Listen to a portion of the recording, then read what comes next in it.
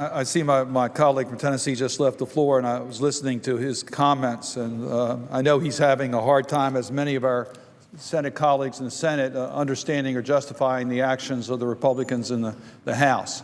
Make no mistake about it. This is a House Republican shutdown of government. That the majority leader was talking about the consequences. The House Republicans have tried to hold all of us hostage. It's not going to work.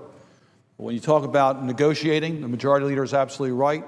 We've tried on numerous occasions to get to a conference on the budget, only to find objections from the Republicans to sit around a table to talk about the budget of the country. So we're not going to yield to extreme measures. We should have government open, and then we should be negotiating the issues that are important. I take this time to talk about our federal workforce and to talk about the impact that this shutdown will have on federal workers, on the people of Maryland, people of our nation. I'm proud to represent Maryland in the United States Senate. Federal workers, once again, are going to be asked to take sacrifices on behalf of their country, but this time they don't understand it. This shutdown will have a negative impact on them and on our country. For 3 years, federal workers have been working without a pay increase, about an adjustment of salary. I had my staff check some of the statistics on the number of federal workers we have today compared to the historic numbers. In the 1950s, we had we actually have fewer workers per capita today than we did in the 50s. We are asking our federal workforce to do more with less. And we're asking them to continue to work under sequestration when many have been furloughed. And now our federal workforce have been furloughed in great numbers, uncertain as to whether they will receive a paycheck. And then there are federal workers who are working today, and they don't know when they're going to get their paychecks. It's wrong, and it's going to hurt families. And they're going to have to try to figure out how they're going to pay their bills without getting a paycheck. But it goes well beyond the federal workers themselves. Look what the reductions we see in the federal workforce here in the Washington area. What do you think are happening to the retail establishments, the small businesses? What's happening to our economy?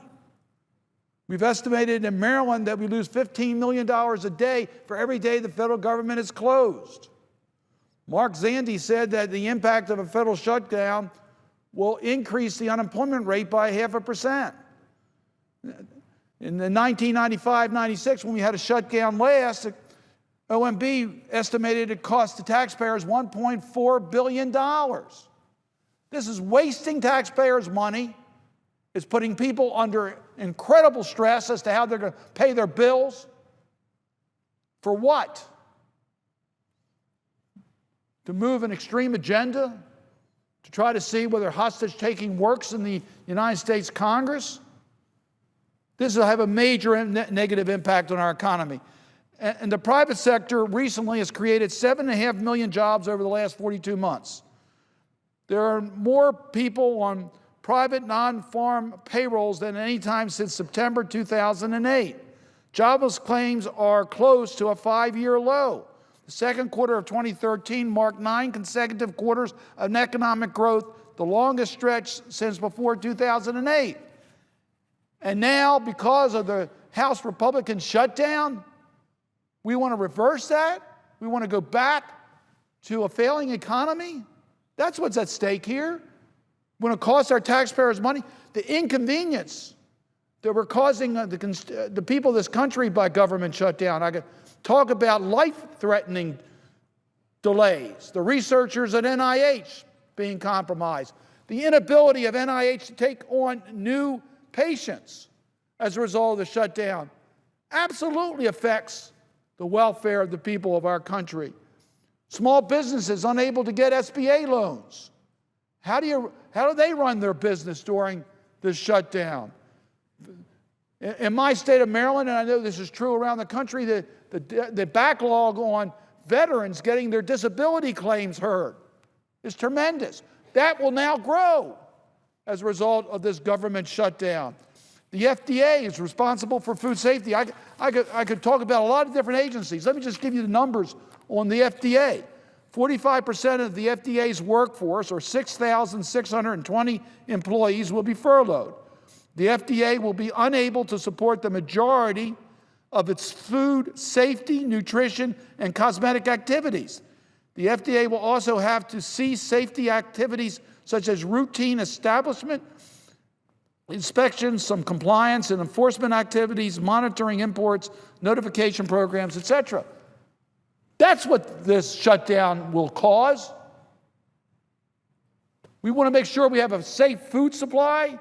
Well, today, it's not quite as clear as it was yesterday. Yeah, we know about the national parks being closed and the zoo. That makes no sense at all. People will be inconvenienced, but people's health will be put in jeopardy because of this House Republican shutdown. It is totally illogical. We've tried to go to conference on the budget. There's three problems we have before we get a workable budget for this fiscal year. First, we got to keep government open. Second, we got to make sure we pay our bills. And third, we got to get rid of sequestration. That's what we got to get done. And yes, we've got to sit down, Democrats and Republicans, and work out a budget for this fiscal year. But you can't do it while government's closed. When you fail to pass a budget, and quite frankly, it's the Republicans who have been unwilling to sit at a table to come up with a budget. When you fail to do that, the regular order is to pass a continuing resolution that continues the budget, the government operating until you reach a budget. And we've always done that at the current level. Well, the Democrats are willing to go even further. We're willing to take the Republicans' reduced budget number because of sequestration. And that they can't even accept. Because quite frankly, there are too many on the other side of the aisle in the House that want a government shutdown. That's not the way we should be operating. I'm proud to represent so many federal workers. I'm proud to represent the people of Maryland. And I tell you, we're going to continue to fight on behalf of the right policies. We're going to fight to make sure that federal workers are held whole when this is over, that they're able to get their paychecks with full pay. It's going to be a struggle because of the attitude, particularly on the Republicans on the House. But we're going to continue to fight for what's right for our federal workforce and for the American people. Let us pass a resolution to keep government open. Let us sit down and work out a budget for this coming year. Let's do what's right for the American people.